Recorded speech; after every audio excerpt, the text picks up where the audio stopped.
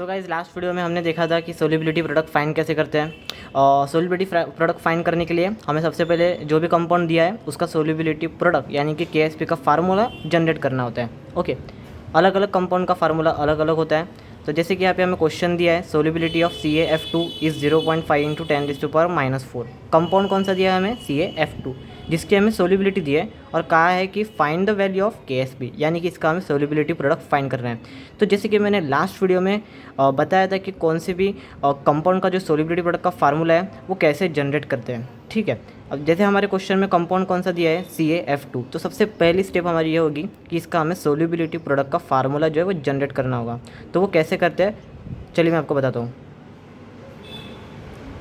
सबसे पहली स्टेप हमारी क्या है? जो कंपाउंड दिया है उसे लिखने हैं CaF2। ओके, फिर क्या है? ये फॉरवर्ड और बैकवर्ड। अब CaF2 में दो मॉलिक्यूल है Ca और F, जिसको हम यहाँ पर ब्रेक कर देंगे। ब्रेक के लिए ये हो गया प्लस, तो ये हो गया Ca प्लस F। अब हमने यहाँ पे इसको ब्रेक कर दिया है। नेक्स्ट स्टेप हमारी क्या है कि Ca के बेस में कितना है? 1। Ca के बेस में 1 है, जैसे यहाँ पे F के बेस में 2 है ना, वैसे Ca के बेस में 1 है। तो ये 1 को हम यहाँ पे Ca के सामने लिख देंगे। ओके, यहाँ पर F के बेस में कितना है? 2, तो यहाँ पर मैं F के सामने कितना लिख दूंगा? 2। ओके, ये हो गया 1 mole of Ca, 2 mole of F। Next step हमारी क्या है कि इन दोनों को हमें चार्जेस देना है। तो जैसे कि हमें अगर Ca को चार्ज देना है तो यहाँ पर मैं F के बेस में देखूँगा। तो F के बेस में कितना है पे? 2, तो यहाँ पर Ca का चार्ज कितना हो जाएगा? 2 प्लस।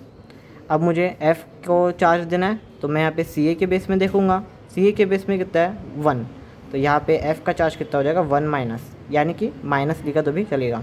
ओके, जो पहले दिया रहेगा उसको प्लस चार्ज यानी कि कटायन, जो मॉलिक्यूल बाद में होगा उसको माइनस चार्ज यानी कि अनायन। ओके, अब नेक्स्ट स्टेप हमारी क्या है कि हमें इसकी सोल्युबिलिटी यहाँ पे इंडिकेट करनी है, यहाँ पे नीचे। तो Ca का कितना मोल है? यहाँ पे 1 मोल, तो मैं यहाँ पे सोल्युबिलिटी लिख दूंगा S।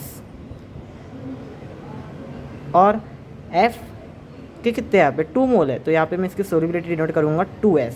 ओके ओके, अभी हमारी नेक्स्ट स्टेप क्या है? अब हम लिखेंगे इसके सोल्युबिलिटी प्रोडक्ट फाइंड करने का फार्मूला जनरेट करेंगे।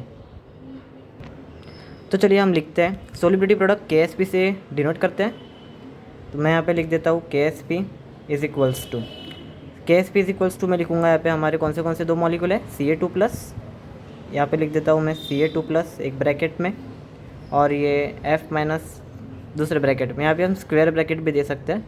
ठीक है, अब Ca2 प्लस और F माइनस हमने यहाँ तक लिख दिया है। अब मैं यहाँ पर चेक करूँगा Ca2 प्लस के कितने 1 मोल है, तो मैं यहाँ पे Ca2 प्लस के पावर में 1 लिख दूंगा। ओके, ये 1 यहाँ पर और यहाँ पर नहीं लिखा तो भी चलेगा, लेकिन अंडरस्टैंडिंग के लिए मैं यहाँ पे लिख रहा हूँ। ठीक है, अब F माइनस के यहाँ पर कितने मोल है? 2 मोल, तो मैं यहाँ पर इसके पावर में 2 लिख देता हूँ।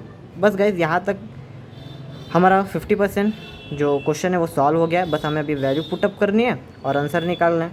अब Ca2 प्लस की सोल्युबिलिटी कितनी है? S, तो मैं यहाँ पे लिख देता हूँ S।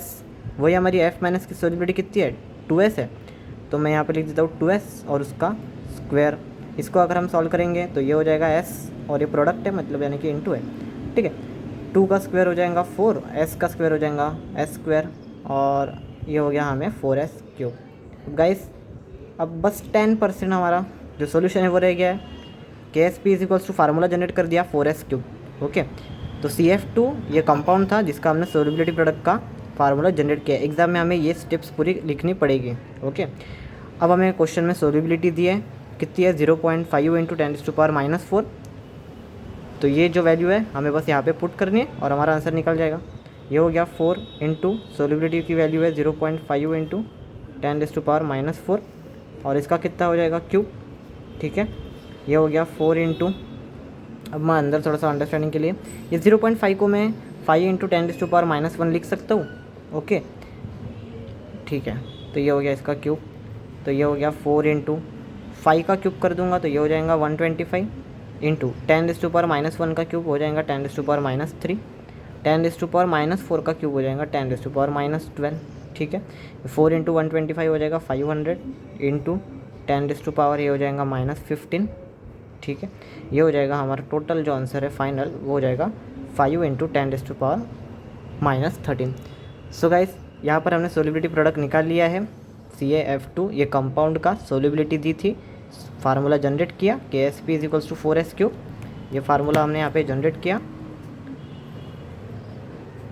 वैल्यू पुट कर दी सोल्यूबिलिटी की और हमारा KSP निकल गया। सो गाइस ऐसे ही हमें सब प्रॉब्लम जब सॉल्व करने हैं, कंपाउंड दिया रहेगा, KSP का यहाँ पे फार्मूला जनरेट कर देंगे और वैल्यू पुट करके आंसर निकाल देंगे। Okay, thank you guys.